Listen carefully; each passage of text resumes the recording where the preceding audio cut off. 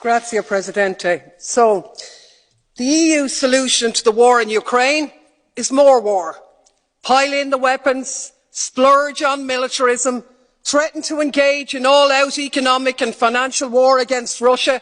So the same things you were doing already and expecting a different result. The true definition of madness. How is not selling Kerrygold butter to Russia going to save any Ukrainian lives? How is buying filthy fracked US gas going to stop the war? They won't, of course, because nowhere have sanctions ever succeeded in ending a military assault or achieving regime change.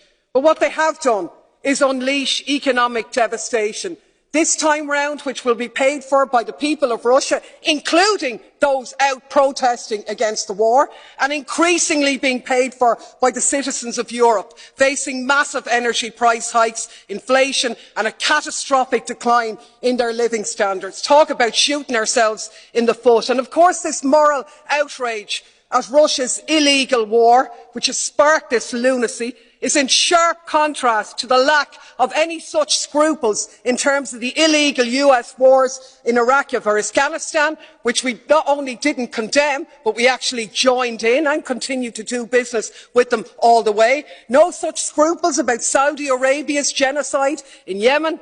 And even as the victims of those conflicts in the last few weeks meet to desperately seek financial pledges for their humanitarian crisis, they're being left short by billions, while we're happy to spend billions prolonging the war in Ukraine. Makes me absolutely sick.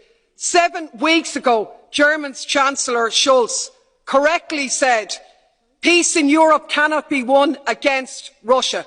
But that's exactly what we're doing. Yes, Russia bears responsibility for this conflict. Of course they do.